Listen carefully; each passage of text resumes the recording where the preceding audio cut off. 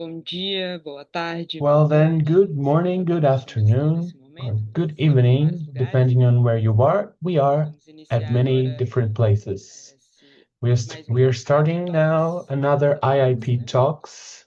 É, ficamos agora com a palavra do Benoit, que vai fazer essa We introdução sobre now nossa will querida give the Berjanet. floor to Pessoal, sejam Benoit, who will introduce Berjanet, todas e todos muito and bem-vindos. we welcome everyone who's here. Bonjour, bonjour à toutes, bonjour à tous et bonjour à tous. Good morning, everyone. Et je suis très heureux, très honoré I'm very happy and honored Berjanet, to be here today and to present on a le Berjanet grand Jazani. plaisir d'accueillir ce matin.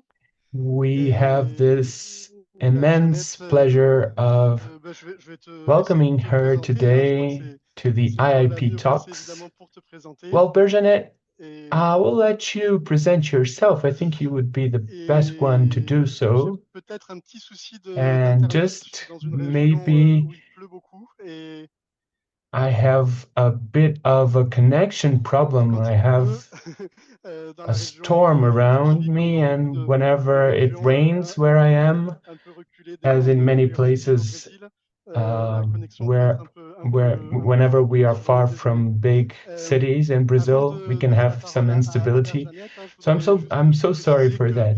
So before les inviting possibilités Berjanet to the d'inscription talk, sont I'd ouvertes, like hein, to les tell inscriptions you sont that ouvertes the pour qui veut subscription rejoindre possibilities are une des deux open formations que for l'Institut those who are interested propose.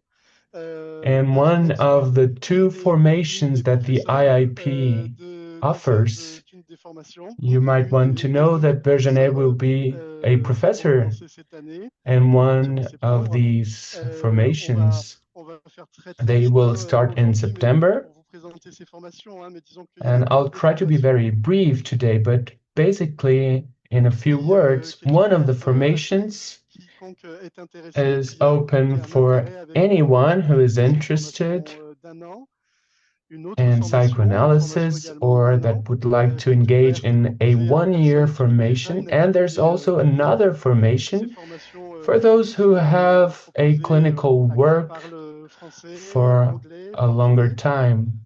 These Ce sont are des formations avec formations that are accessible traduction for those who simultanée speak grâce à notre Portuguese, équipe de French, traducteurs or qualifiés. English. Everything is Allez sur notre site, vous simultaneously verrez, translated thanks to our des interpreters. informations qui Feel free to visit our précisent le contenu de websites. nos formations, There you will find les more professeurs, informations and les more professeuses details about de ces formations. these formation programs, Ceux qui sont the intéressés professors, seront the reçus par courses des within the personnes formation, concernées pour un and those entretien. who are interested can Voilà, n'hésitez surtout pas. submit to a first interview with On a des someone who possibilités is a de member of cours the hein, pour les gens Institute. qui en ont besoin. We also have a scholarship Voilà, je vais program peut-être for pas rentrer those who trop dans les need détails it. maintenant. And I think this is On est it. déjà un I petit won't peu go en into retard sur further notre programme. details. We are a little bit late to Voilà, start. donc Enoé qui a ouvert So I'd also la like to rencontre say that d'aujourd'hui. Enoé, Enoy is the person c'est tout à l'heure, who hein, tu vas welcomed suivre you pour today, animer le débat and à la she fin de la will be présentation de Berjanet. Et pour the nous, les moderator l'heure, eh bien, on for va the discussion after laisser Berjanet's la scène presentation. à Berjanet Jazani. And Je te now souhaite la I'd like bienvenue. to Si tu veux bien invite commencer par Berjanet to join the te présenter pour des conversation. You're personnes so qui very aussi welcome. peut-être And maybe, sont first of aveugles ou all, ont you une could vision present plus yourself basse et puis for ensuite dire for the de people quel who are point here, tu nous and if you parles, can de make quel an point auto géographique peut-être, description mais for aussi those who are blind, in case there are au niveau de ton parcours, people with visual si impairments, tu and es dans la also tell communauté us where psychanalytique. you are Et la geographically scène and est à toi. who are Merci you énormément. within the psychoanalytic community. The floor is yours, Berjanet. Merci, Benoit. Thank you very much. And hello, everyone. And first of all, thank you for inviting me. That means a lot to me. And that's a great opportunity for me to share with new audience the research I've been working on the theme of hatred, betrayal, and revenge. And today, by the way, I will speak about revenge particularly from psychoanalytical perspective. I'm a psychoanalyst. Currently, I'm practicing from London, UK. And I did my formation between France and UK as a psychoanalyst, but my background is medicine. I've studied American medicine. And initially I was supposed to be a surgeon, but there was a life change in my 20s. So from surgery to psychoanalysis, and then in the past decade or so, I've been writing, but mainly my writings are analytically oriented.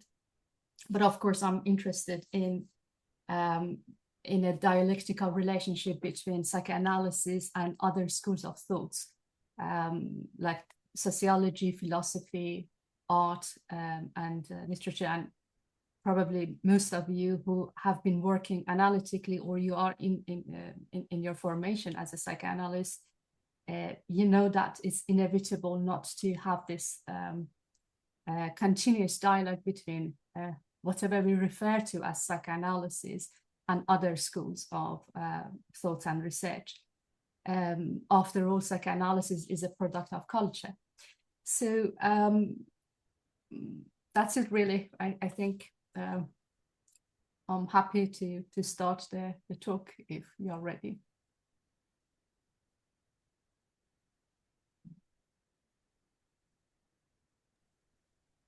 À vontade, Berjanet. Feel free to start, Berjanet. We are happy to hear, to listen to you. Thank you very much. So perhaps it would be useful if I shared what really brought me to this theme. Initially, I wanted to work on the theme of love and desire in Lacanian orientation. But then I realized that there are lots of available texts and literature and very nuanced and very interesting available books on the theme, or there were some of my colleagues who are already in the process of publishing new literature. And I had a conversation with a colleague friend, and I found myself, while I was trying to address something about love and desire, which, you know, they are two different concepts from a psychoanalytical point of view. I realized that I got myself that actually I'm talking about the opposite of love. I mean, the opposite, not analytically, but at the level of the everyday life take on the question of love, which was hatred, betrayal, and something about revenge. So then we came to this conclusion, actually, that the theme of revenge could be one possible structure of love. So the recent events in the world also was really other factors that made me or acted like other implications to really question what is revenge from psychoanalytic point of view, and how can psychoanalysis respond to those themes. I've tried to treat the question of revenge as a phenomenon. And for those of you who are practicing psychoanalysts, they know that it's a very familiar theme in our consulting rooms, either being expressed explicitly or implicitly. And how do we provide a space to listen to the narratives with the theme of betrayal, hatred, and revenge is a matter of question. It's an ethical question, and also theoretically, what sort of treatment these themes can receive from psychoanalysis. At personal level, I suppose many of you have experienced those emotions and feelings as, hatred, betrayal, and revenge is an affect which is both sweet and bitter. And it's particularly revenge is a phenomenon, or is an experience, or is a sensation, or a feeling that can be related or even mixed up with other feelings. it is not usually experienced or presented to an adversary individually. It's usually complex, and it's mixed with other emotions, or perhaps unpleasant emotions like shame, guilt, envy, rage. It's an affect, analytically speaking, which is highly motivational. And perhaps it would be quite a statement to say that it's the most fundamental force for our very existence.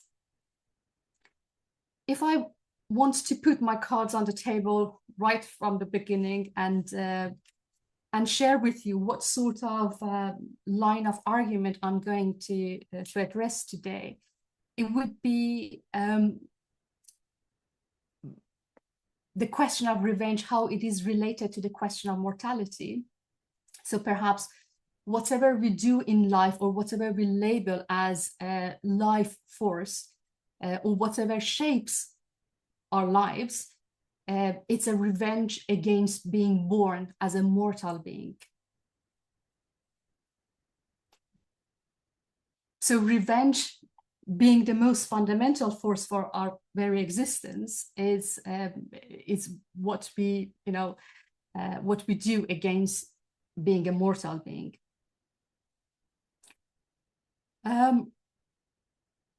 It is a common knowledge that envy is settled through or by justice.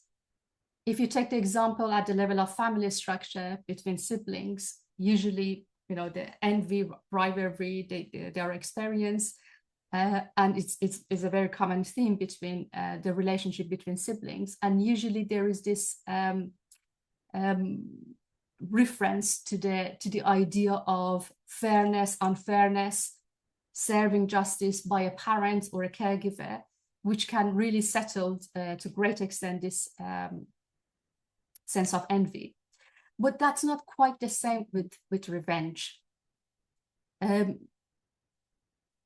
given sociological examples, or if we study history of human beings and our civilization, or again, whatever we refer to as civilization today,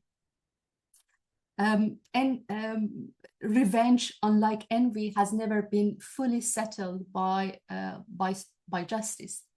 Any form of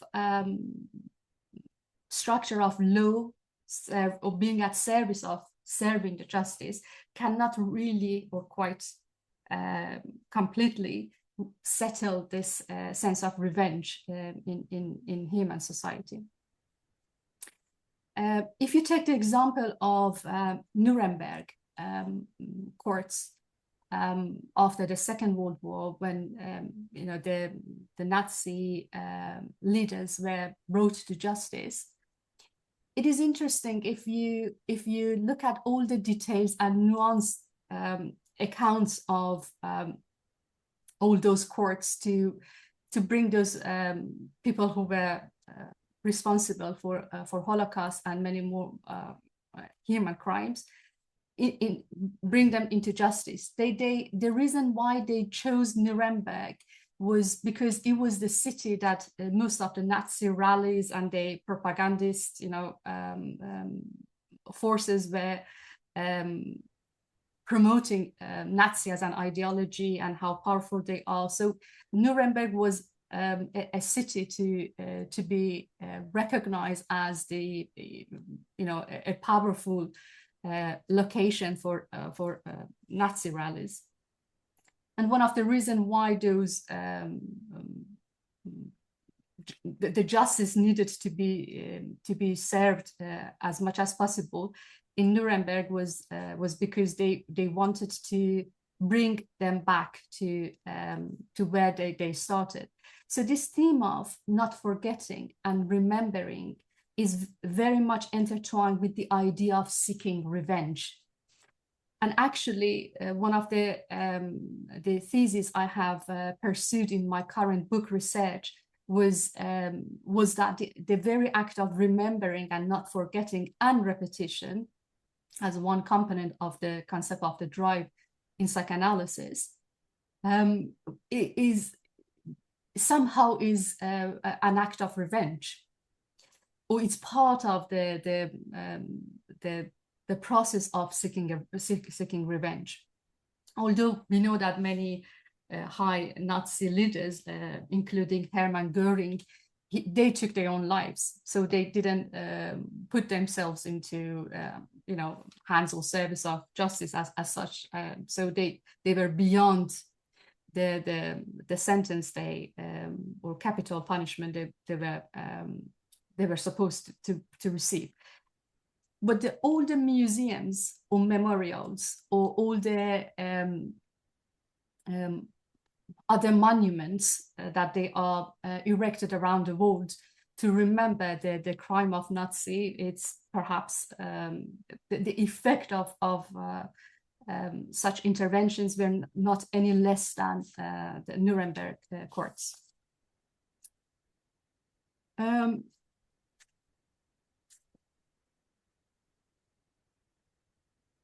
I have used some philosophical accounts to as a kind of backup arguments for what is this phenomenon of revenge in my book. But on this occasion, I just give you some very brief references, and I confine my contributions to this talk today to brief works of Nietzsche and Max Schiller, a German philosopher of the late 19th, early 20th century. Actually, they both, Nietzsche and Max Schiller's work were on the idea of resentment, ressentiment. I don't think we would have enough time for me to go into the work of Descartes and his work on hatred. So let's just stick to Nietzsche and Max Schiller on this occasion. Nietzsche saw the idea of revenge and resentment as a foundation of our morality. He believed that revenge is a genealogical resolution, resulting in the formation of a will to power, and perhaps as a foundational force for creating values. However, Max Schiller saw the emotion of resentment and seeking revenge pathological and non-ethical. He believed that the response to this unpleasant feeling of resentment and revenge is love. And he believed in, for example, Christian love. He believed that Christian love is a true form of love, and which can cure. So broadly speaking, for Schiller, love is something which can cure revenge.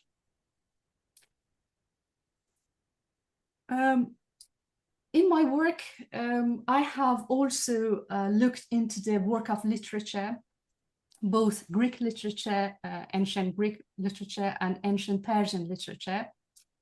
And also I have approached the work of Gilgamesh, which is the oldest surviving work of literature of the world, in the light of what is revenge, what, like I said earlier, what sort of treatment revenge can receive from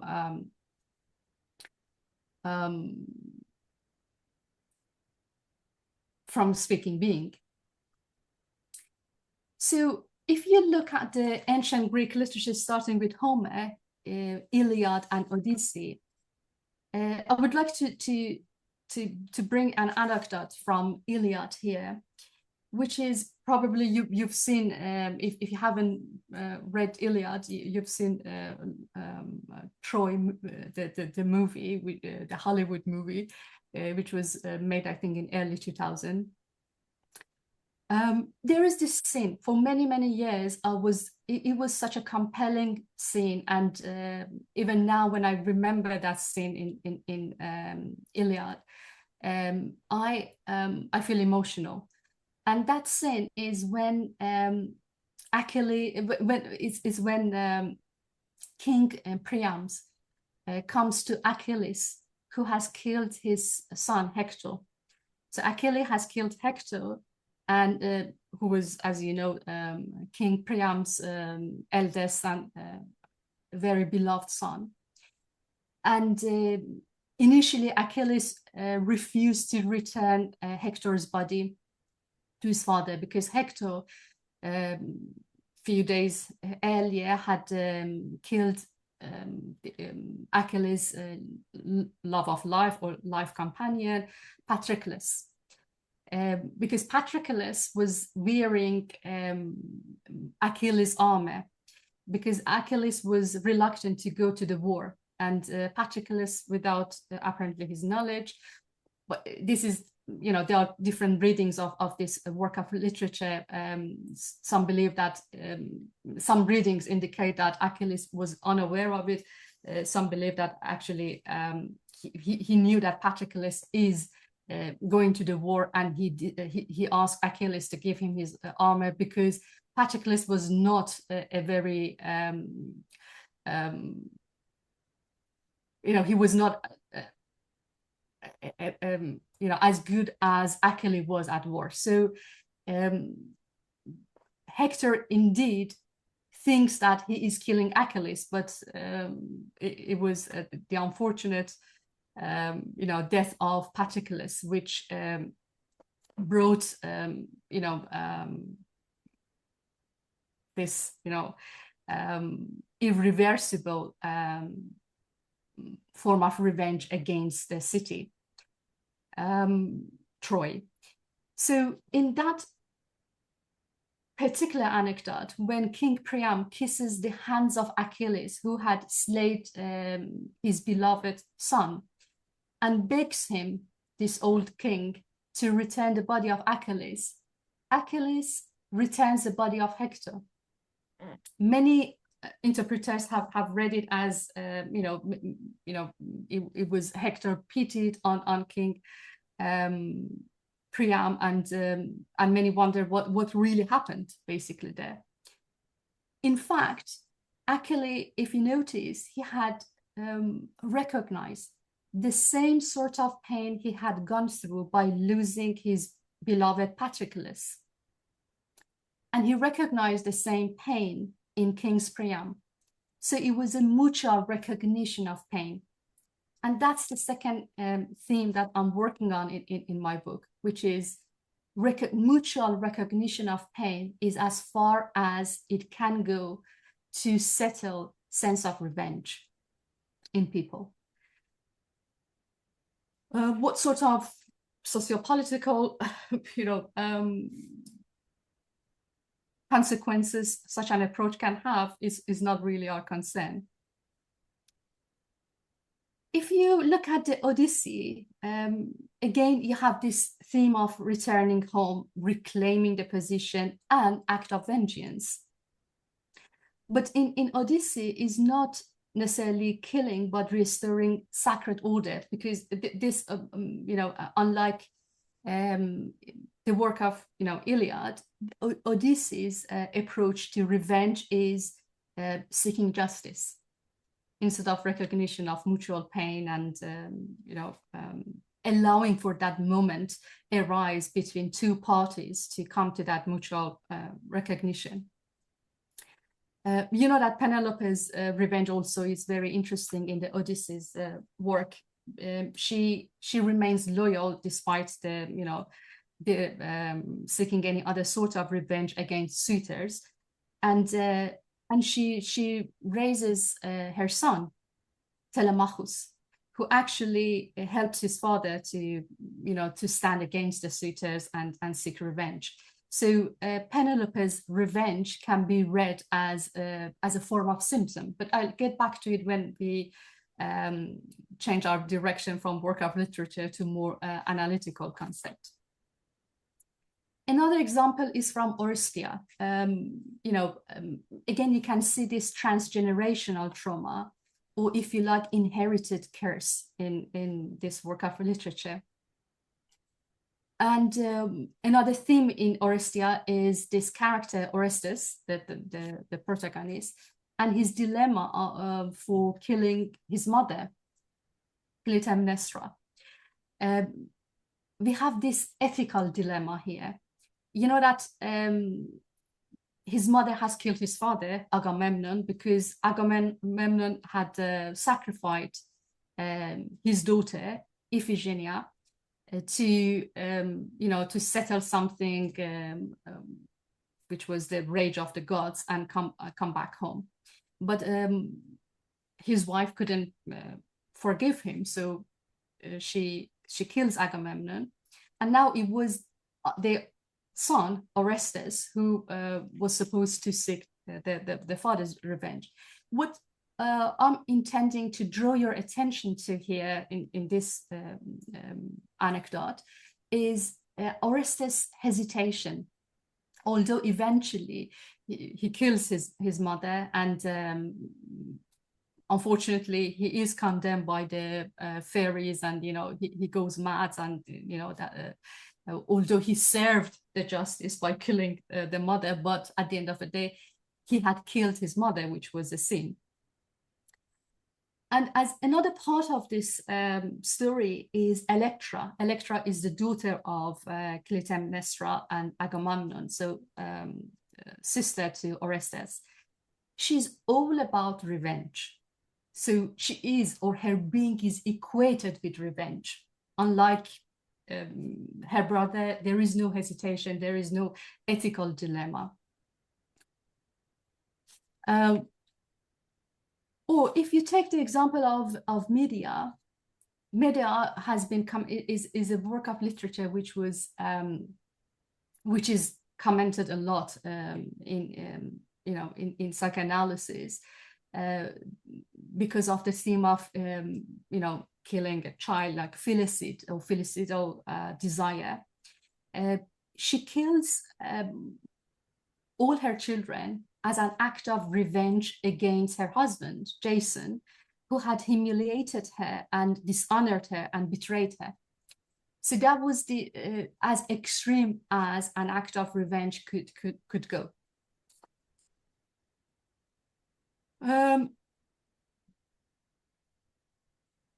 So probably you have already noticed that when it comes to the question of revenge, there is no single form of concept or theoretical concept to really help us understand what happened.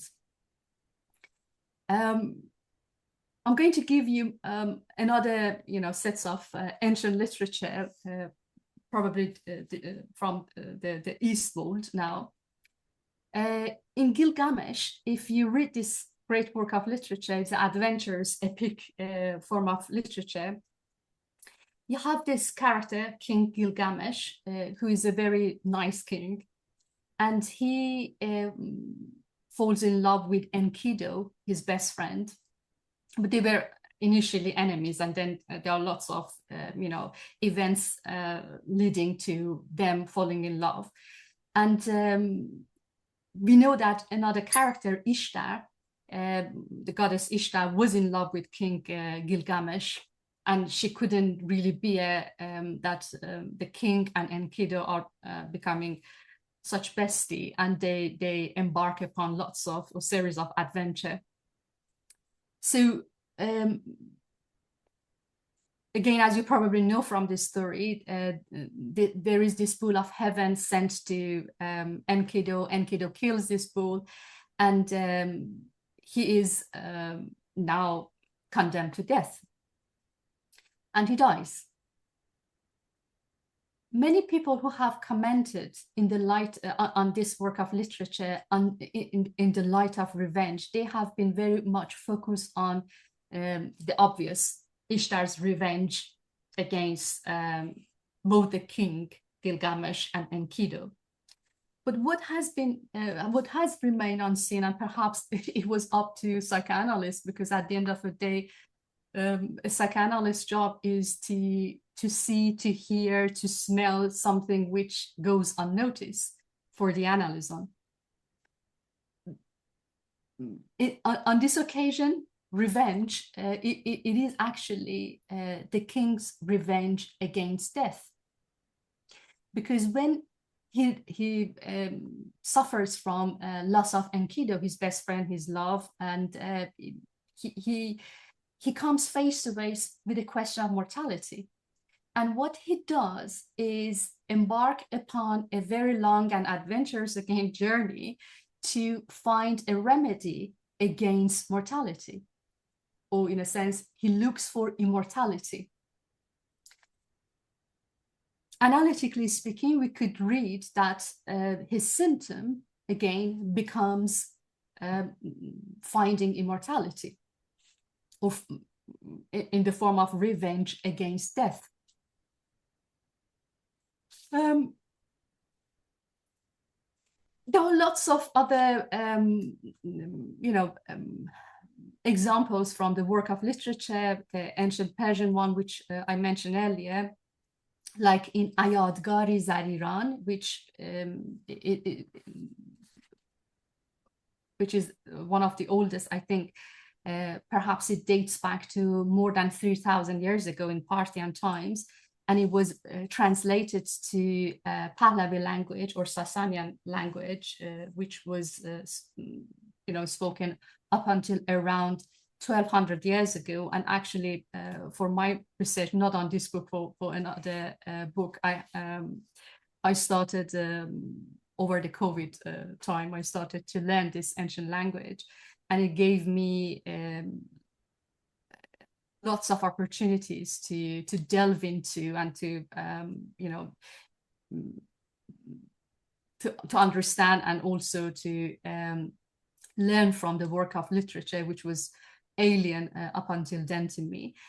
And so Ayadgari Zariran again is one of those books, and in the strongest theme in this work of literature and similar work of literature in ancient Persia are very much oriented under the Zoroastrianism doctrine as a non-Abrahamic religion and philosophy of life, which is seeking ethical vengeance and promoting restraint to restore wisdom. So that's the main theme and doctrine in those work of ancient works. And they believe that revenge is actually only for God, Ahura Mazda. And they promote the idea of vows and values. But there are some occasions, like in Ayadgari Zariran, that when a father is killed, the son is implicated to seek revenge, but it is the king who is the representative of God on earth who who allows for this act of revenge be done. Or in the Book of Kings, which is a long epic poem book, Shahnameh by Ferdowsi, an Iranian poet, which was written 1,000 years ago. You have different characters, which again, the theme of revenge in the stories are very dominant. And the revenge, you see that is triggered further to an act of betrayal. But I think I have given you lots of examples today, non-analytical example, and I don't think we would have enough time for further example from the work of literature. So I may come back to the question of revenge and psychoanalysis as a product of culture. Where can we really locate revenge in available analytical theories? Can be revenge treated as an affect, which I discussed briefly at the beginning of my talk, which is a very mixed, highly motivational affect, always associated with guilt, shame, rage, and envy.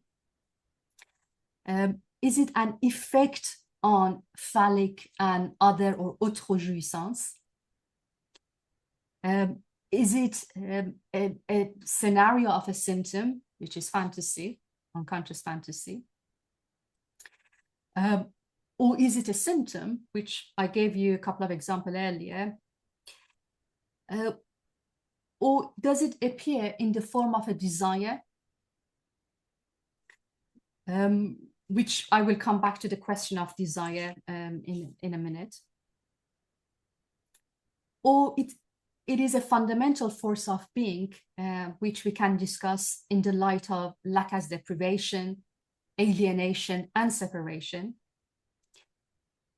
Or if we refer to later work of Lacan on symptom, which it is known as symptom, can it be a refined, if you like, form of symptom?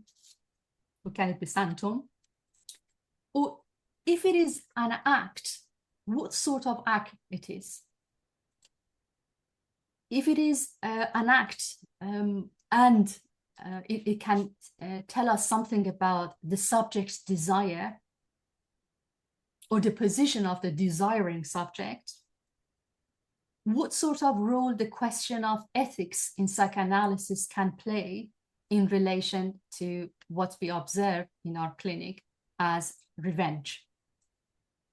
Just briefly, in Lacan's work, in his 7th seminar, as you probably have read and studied, Ethics of Psychoanalysis, Lacan refers to two characters from ancient literature, which is Antigone and Creon, and their desire. Lacan believed that Antigone's desire was a desire for desire, was a criminal desire. Because, as you know, she wanted, despite being forbidden, she wanted to bury her brother's body, Polynices. The king didn't allow her, but she knew that she would, she couldn't forgive herself, or she wouldn't be able to carry on living if she had missed, her duty, which was burying her brother. She does bury her brother, but as a consequence of her act, as you know, she was buried alive. So for Lacan, the ethical stance of Antigone can teach psychoanalysts a lot. And on the same seminar, as you know, Lacan also speaks about Kant and Sade. So although Kantian doctrine is all about restoring order, it is all about, remaining moral in any sense of the word, or, that doctrine doesn't really recognize a space for criminal desire. Lacan's response is really interesting by bringing Sade's approach to the question of morality into play, which was, look, there might be a perverse subject. Unlike Antigone's desire, we have Creon's desire, which was desire for good. Perhaps it could be read more in the light of Kantian philosophy. But also we have this question of act from psychoanalytic perspective, which of course is related to the concept of desire. As you know, theoretically, there are three forms of act: bungle action, acting out, and passage to the act or passage à l'acte. Comparing bungle action, I think it doesn't need explanation, and is not our concern on this occasion. But comparing theoretically acting out with passage à l'acte, acting out is a message to the other, and the subject is available in the symbolic order. They remain in the symbolic order when they take that act. Clinically, for those of you who are practicing psychoanalysis, that's the last thing as a psychoanalyst that you really want in your clinic. So act out is a message to you if it happens in the course of analysis. And I'm pretty sure you have read Chris's case from, which was Lacan's reading of that fresh brain story, which was something missing at the level of analytical interpretation in the clinic of psychoanalysis, which had led to an act out on the side of the analysm. unlike acting out, passage to the act or passage à l'acte, which famously is a slap of Dora, okay, when she slaps her Kay, when at the very moment when he says that his wife meant nothing to him, and she meant everything to Dora. You know that for Dora, Frau or Mrs. K was the woman, if you like.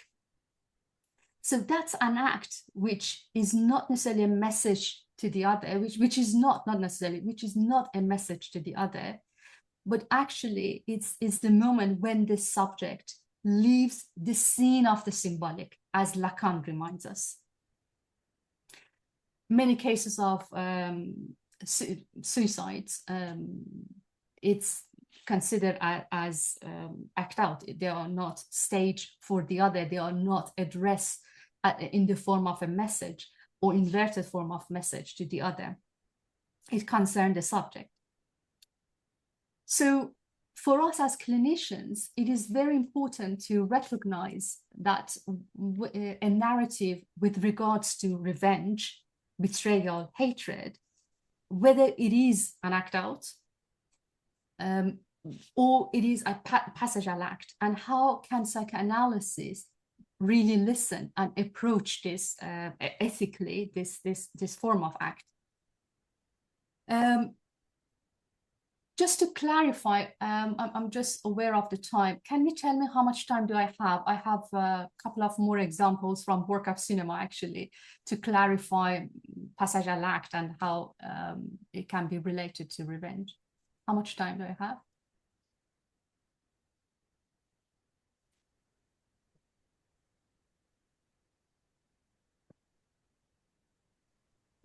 I think we should wrap up in about 5 to 10 minutes so that there's a Q&A section. Okay, thank you. So just give you an example from the Game of Thrones, and I really hope that either you've read the book or you've seen the movie. And I refer to the very final, one of the final episodes of this great TV shows. In one of the final episodes of this show, we have this character, Daenerys Targaryen, once a captive and object of exchange, later a liberator and queen, confronts the decisive moment of victory at King's Landing. The bells ring, signaling surrender. The war, by all accounts, is over. Yet she does not stop, as you can remember from the episode. Instead, she destroys the city. Everything is said and done between Daenerys Targaryen and another character, as you know, of Jon Snow. She's well informed of their tactical strategy in the final battle. As a young woman, she was kept in chains. She had to endure being treated as an object of exchange, which Dora was in Freud's case, before rising to become a queen, the queen of chain breakers. In this penultimate scene, there is a moment when the bells of the surrender are heard. The war is supposed to be over. Why then does this woman become what she becomes? Why is the war not over for her? Which war is she fighting, and whom does she serve? I really hope that you remember that scene. There is a look in this scene. She looks at another woman, Cersei Lannister, the Queen of King's Landing, standing in the Red Keep, intact, while the whole of King's Landing has just surrendered. For her, the war is not over. Daenerys burns the entire city to the ground. This is an impulsive action, a vast and tragic one. It is a steep fall from the heights of the scene, a scene between two powerful women. In fact, a passage à l'acte. There is no fiction left, no supporting scenario in the form of fantasy, no narrative, the blah blah of everyday life or the narrative you hear from the couch. She simply acts as if the subject vanishes. There is no measure, no calculation, no protect the subject from an overwhelming rise of anguish. Her passage to the act here also expresses the fact that she no longer believes in making good in the world. So it says something about the subject desire, or believing in peace, or any sustainable fiction. There are no more stories. The force driving her desire to conquer King's Landing is not simply vengeance or a grudge against the Lannisters rooted in her family history. She stands outside the Red Keep, as she has all her life. This is her own claim to the throne, not merely her family's. She sees Cersei, and in that moment is reminded that she is nothing more than the mother of dragons. That is not what she wants. She's not the woman she believes she should be. The subject is faced with anguish, and what follows is a flight to the act as a response to this anxiety. Here, it is not a matter of the other or of clash between desires.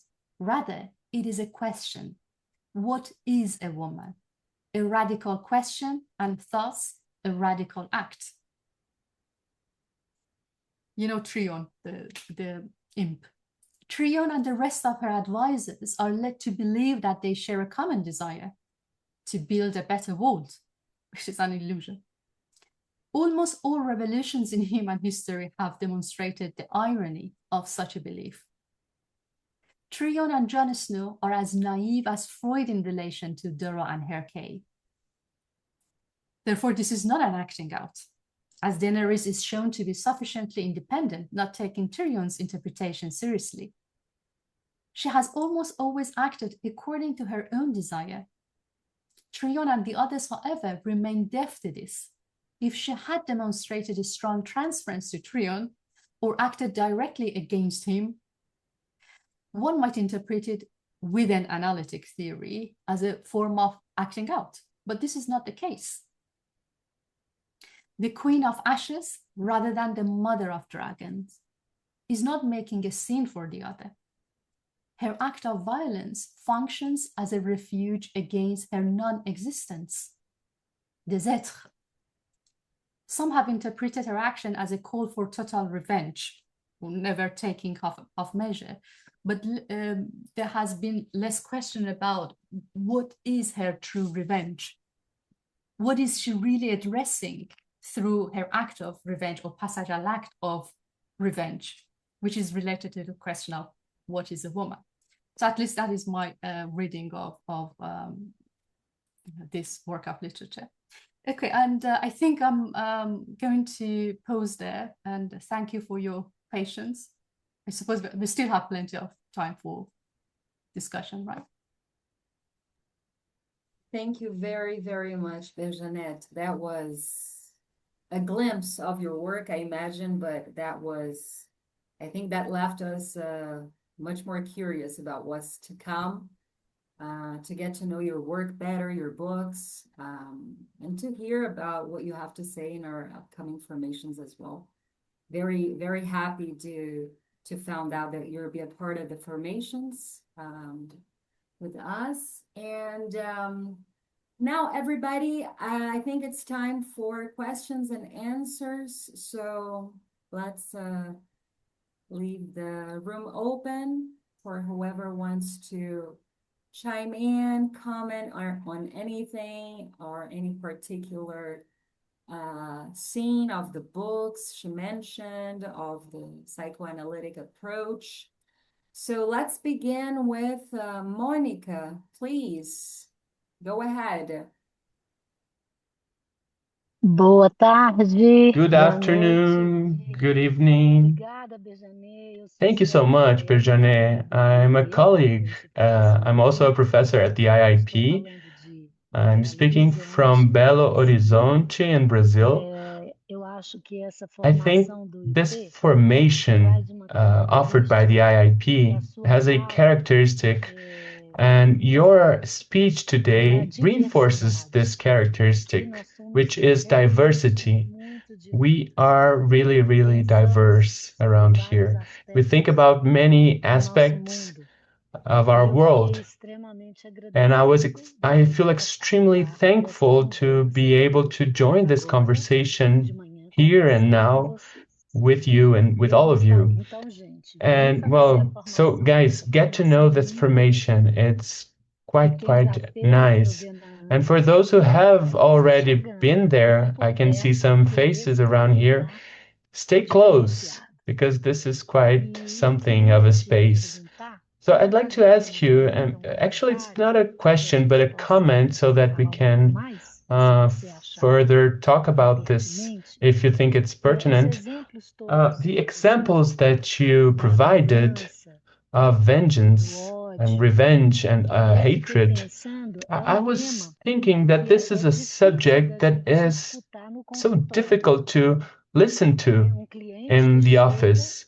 When someone, a client arrives and says openly that they are planning a revenge, this is something difficult. I think people are a little bit ashamed to talk about this openly. To talk about hatred, okay, I would say that it's easier, but about an action that results from this affection, well, that's harder. I have been in the clinic for many, many years, and I'm trying to remember a moment in which I took part in a scene of revenge within the analytic setting and the subject's speech. Why am I thinking about this? Because your examples within history and literature and in movies, this is so proper and so particular of the human being. And why does it not show up within the analytical office? So do you think there is a component to it which is maybe narcissistic within this act of revenge, in the mobilization of revenge and a sort of narcissistic wound, and also in the sense of hiding it, of not telling the analyst about this because this makes people ashamed. So this articulation between revenge and narcissism, do you think this makes any sense? And thank you so much once again. Thank you, Monica, for making such a good comment. I believe that, yeah, I agree that it's hard to listen to, theme of revenge when it does appear on the narrative of the analysons. And I agree with you that it's a narcissistic way of relating to an act of revenge. And of course it is, associated with shame, and there is this attempt to hide it. But I believe that the harder task for the analyst is actually recognizing the theme of revenge implicit in the desire of the analysant. And that leaves us with a question about how far ethics of psychoanalysis can go.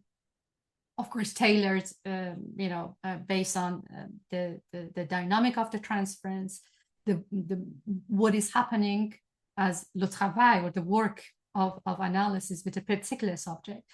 But do we really, like, it's very similar to act of suicide. Okay, at the level of risk assessment, I understand that there are certain rules and regulations, which I personally respect that. But beyond that, if that is the only act left for the subject to exercise their agency, what do we really do? I pose it as an open question, how far the ethics of psychoanalysis can go to sustain an act of revenge, for example, which is today, not suicide. And suicide, an act of revenge in itself. It's a very delicate matter, but again, I think it's an open question.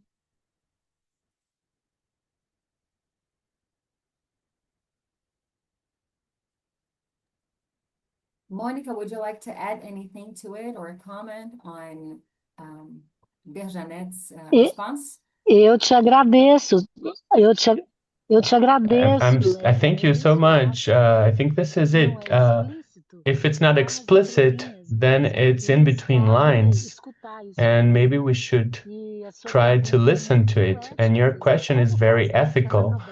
How can we handle this, and how to imply the subject in a way in which their desire and their ethics and their listening to the unconscious won't just hide the possibility of speaking about it without the moral implications of it. Thank you so much. Thank you, Monica. Thank you for sharing with us your thoughts. I guess it's Leila's time to speak. Leila works with us, Yes. studies with us. Yes, Go ahead. thank you. Hello, Berjanet. Thank you for your speak, and it was very inspiring. I want to ask something and share as well something from my experience. I'm a feminist from Turkey, and I'm working with women who have been subjected to male violence. And I'm working as a psychotherapist here. And of course, I'm listening a lot of horrible experience of violence, of male violence every day. And of course, women are telling are telling about their desire of revenge, of course, and their feelings of having this revenge, and especially in Turkey and in the world basically, but in Turkey the system is not supporting women, and they very male oriented, of course, as a universal thing because it's patriarchy. But anyway, so sometimes, for example, they go with the law enforcement process, some prosecutions process, and the perpetrator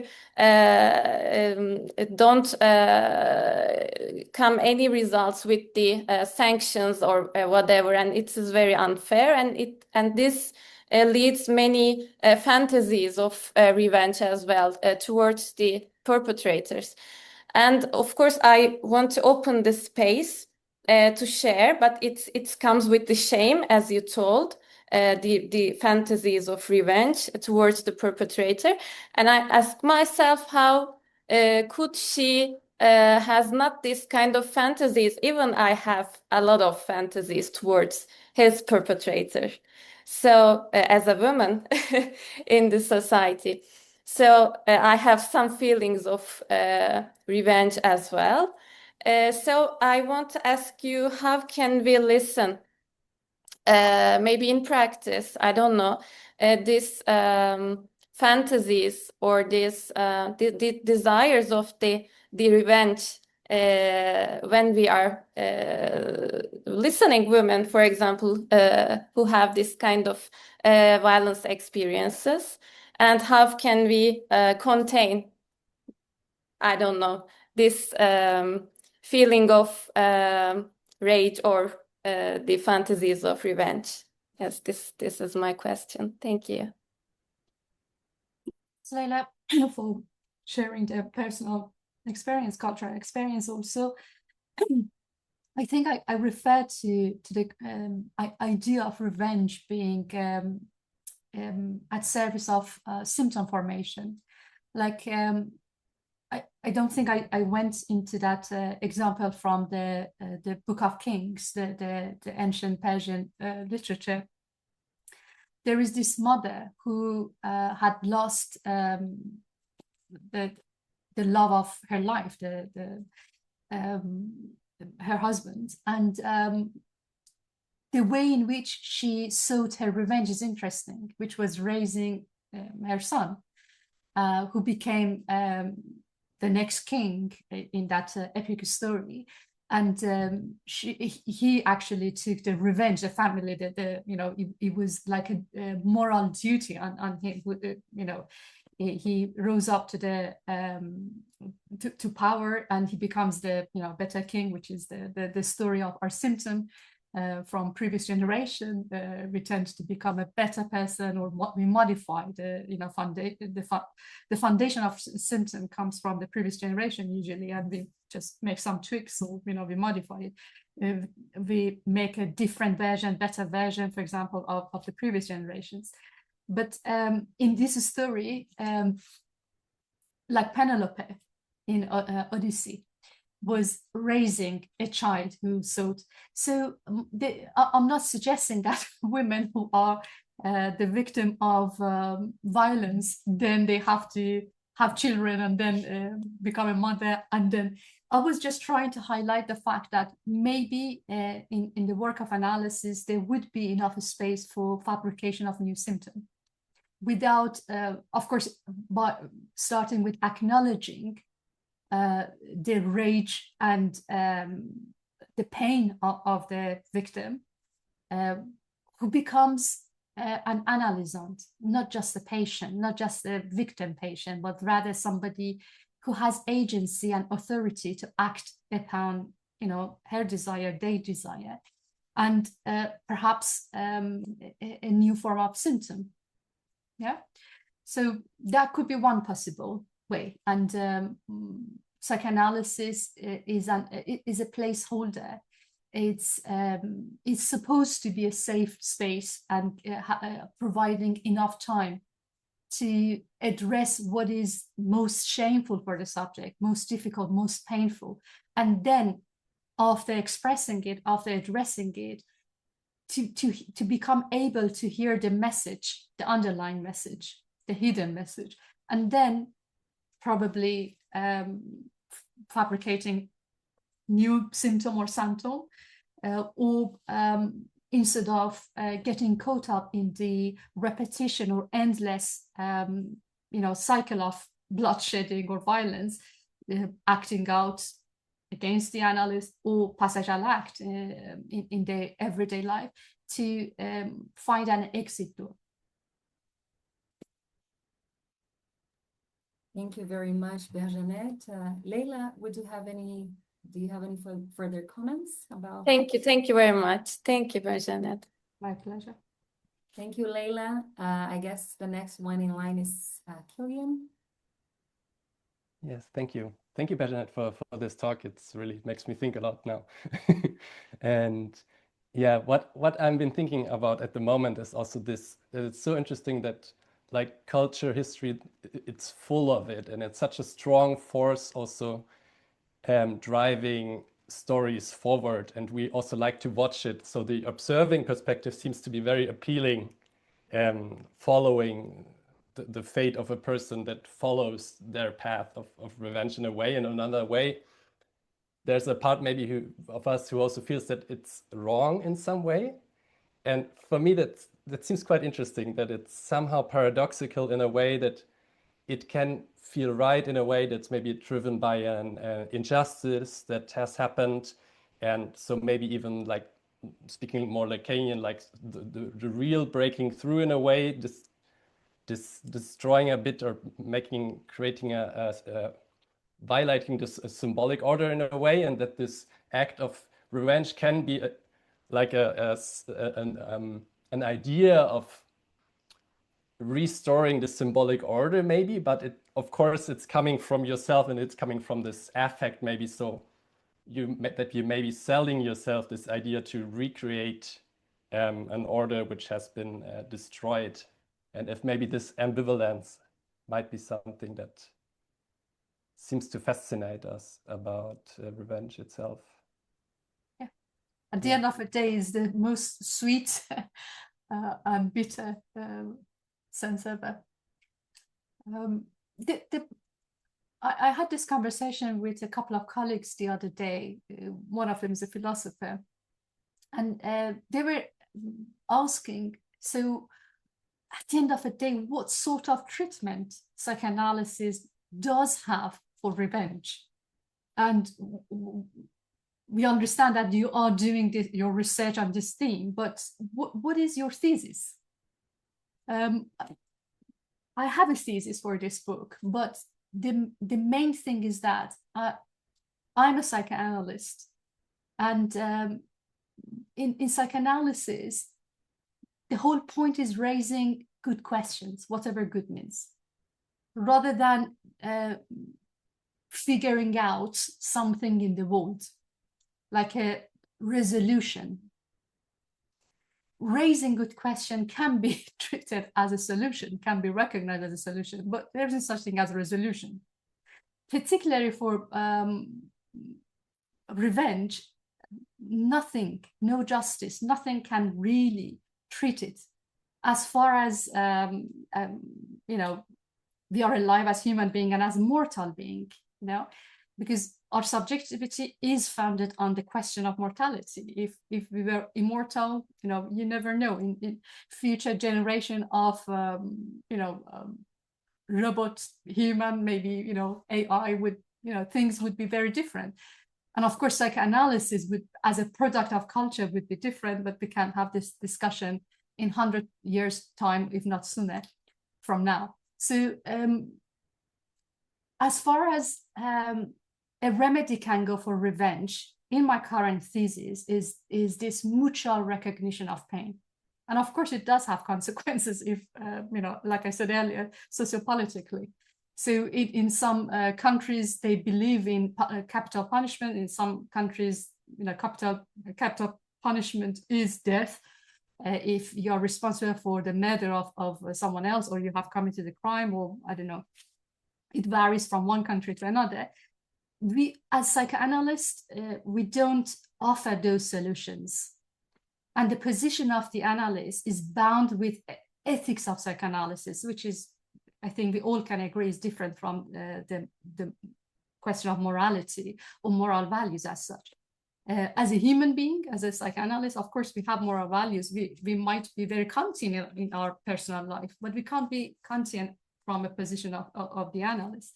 So this recognition of pain, if it ever happens in that, similar to that anecdote when King Priam kisses the hands of Achilles, who had slayed his beloved son, and Achilles returned Hector's body because he recognizes the pain that he had to endure for the rest of his life, or perhaps guilt, because at the end of the day, his lover was killed in his armor when he was not, you know, brave enough to go and fight. So, but he recognized that pain in Priam, the father.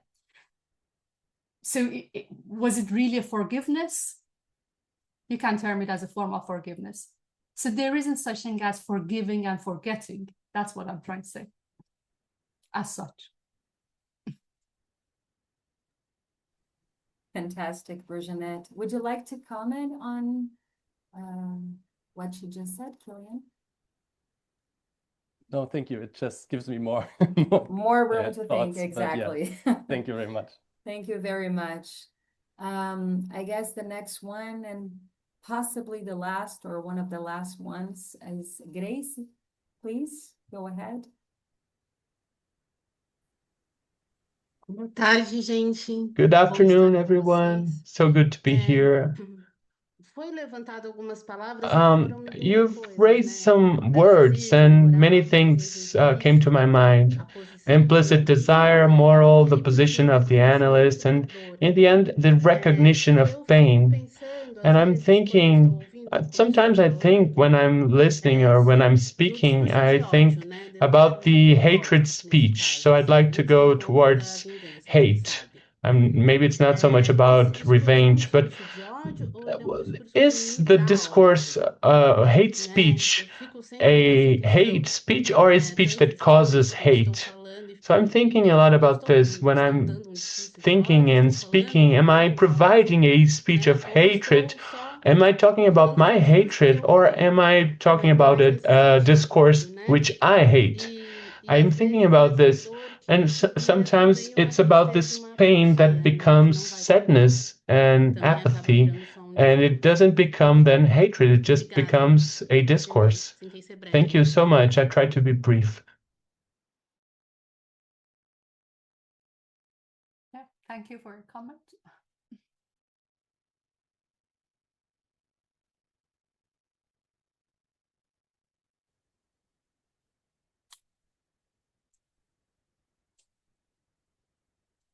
we live in the post-truth era, after all.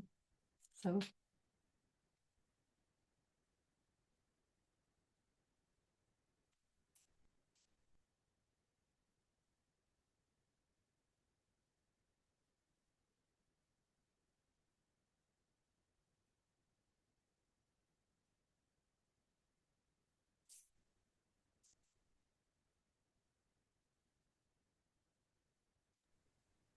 Okay, Benoit,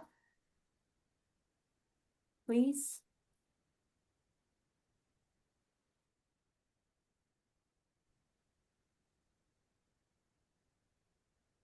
We can't listen to Benoit. Merci beaucoup pour cette présentation.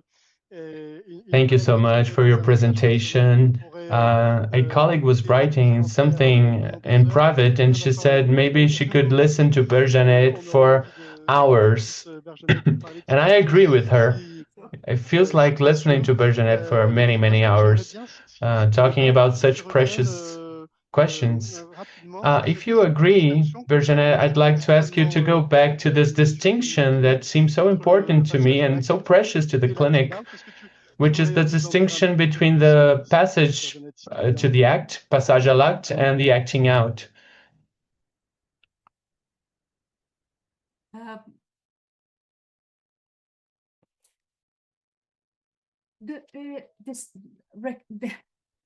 Analytically speaking, making such a distinction is really important, but more than the distinction between act out and passage à l'acte is to recognize any form of passage à l'acte, because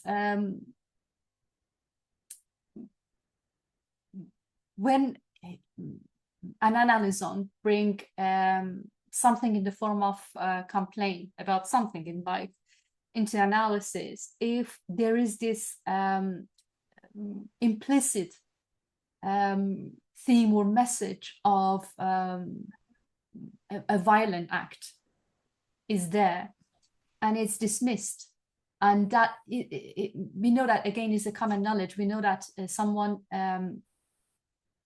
usually people prefer to hate themselves than hating others. It's easier to seek revenge against oneself than take an action, because usually as a social being, it comes with a consequence, okay? So that's why I gave this example of suicide, you know, not only being a question for risk assessment in the clinic of psychoanalysis, but also an ethical question that did we miss something while listening to the narrative on the couch or face-to-face, doesn't matter which position. Any form of act, passage à l'acte, or acting out, it's the failure is on the side of the analyst. Yes, indeed, act out is an act addressed to the analyst, and I think Lacan's contribution to make such a distinction was great, and he was very focused on the fact that act out is the analyst's failure. But I believe that, I think you agree with me, that it's not only act out, which is the analyst's responsibility, missing out on something, but also the passage à l'acte. And of course, that brings us to the question of interpretation from analytic point of view. What has been targeted in the act of intervention and interpretation as the analytical acts, okay, has been rather a diversion from, from the hidden message of a desire. As a result, we have either outside the consulting group, we have the passage à l'acte, and God forbid if it is a revenge, then it comes with much bigger consequences for the clinic. The least risk is act out, to be honest. You know, you have dismissed something that you were supposed to hear, and at the end of the day, the target of that act is you as the analyst. But and you can take up responsibility for it through seeking further analysis on your part, or supervision, or I don't know, doing further training, etc. But with passage à l'acte, I think it brings along much more responsibility. and usually it's both acts are related to interpretation. What is an interpretation? What do we analyze? Actually, that's the analyst who analyze at the end of the day. But I don't know how much I approach your question, or I didn't create even more complication or diversion, but that's what occurred to me.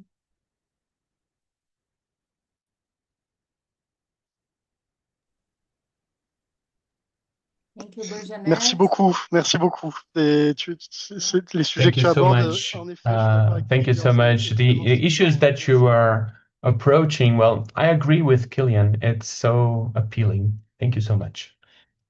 Je vous en prie, merci.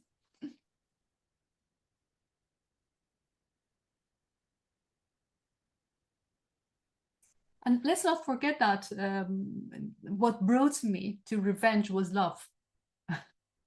And in real life, it's a very, lived experience for many, many of us. And usually the story of revenge starts with a love story.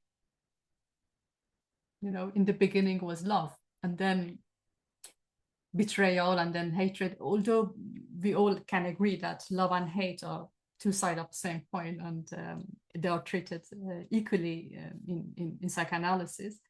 But that leaves us with this rather fundamental question that in every act of revenge, can we find a resonance of love, or the absolute lack of love? Is it the opposite of love? Or there is a residue of it, of love, implicit in the act of revenge, or some acts of revenge? I guess Monica wants to add something. Monica, we have a little time, so Berjanet, brief, please. Uma frase da Just Hilda a quick Hilst, sentence from Hilda Hilst, a poet, a very important person in Brazilian culture. She says, desire to my, I wish to my worst enemy the passion. From then on, my enemy will lose the war. I think this is maybe what you're mentioning when you relate love and revenge. Beautifully put. Thank you. Yes, indeed. Thank you, Berjanet. Thank you, Monica. Now the floor is yours, Benoit. Merci beaucoup. Écoutez, je voudrais vraiment reprendre un petit peu. Thank you so much. I would just like to go back to some of the things that I have presented briefly in the beginning. And well, the subscriptions are open once again. And first of all, the first one is Fundaments for a Contemporary Psychoanalysis. This starts in September. And this is for anyone who is interested in psychoanalysis. They could be psychoanalysts or not. We're talking about the first seminars of Lacan, Freud, the fundamental concepts, Freudian texts. We have professors who will present clinical cases. And we will invite a scientist, a philosopher, and an artist to talk about how their work have a relation with psychoanalysis. And we'll talk about the practice concretely of psychoanalysis with psychoanalysts who will share practical experiences. We'll have a class about autism offered by autistic people, and a class called Psychoanalysis and Situated Knowledge, plural epistemologies, and a class about post-human jouissances. And regularly we'll have a time to listen class in which the group gets together with a professor to talk about the formation itself, generally about the previous weeks. And the other formation, also starting in September, is called Techniques for a Contemporary Clinic. And then we will talk about the last seminars by Lacan, from the 21st on, and Lacan Back to the Future, a course about how can we prolong and how can we work with the brilliant propositions by Lacan in the end of his teachings. And then we have a class called The Techniques of Psychoanalysis.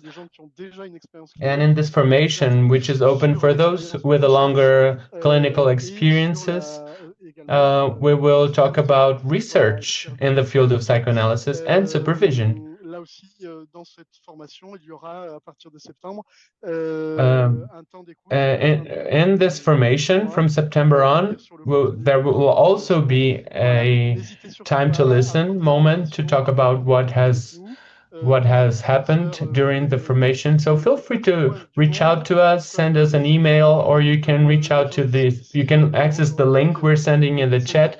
We have professors and students from all around the world, people from everywhere in Brazil, but also from everywhere in the United States, everywhere in Europe, people from Morocco, from Turkey, and I'm saying hello to these people who are here with us. And I'm also taking this opportunity to say hello to them. So Barbara, would you like to wrap up? Yes, thank you very much, Benoit. Just one last message.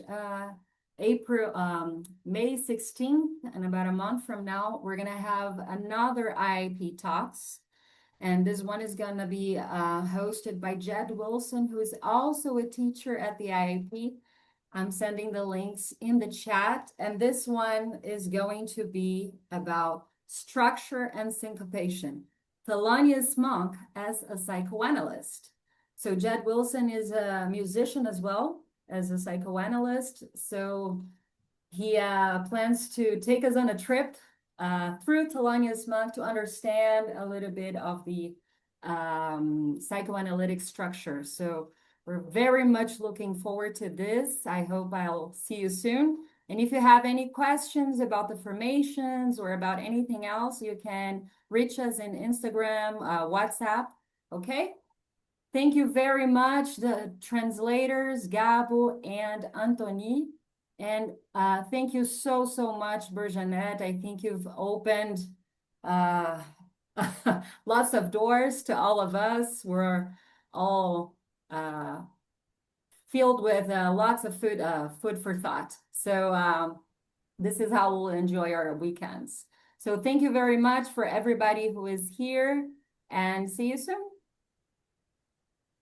Thank you. Thanks, everyone. Have a good one. Bye.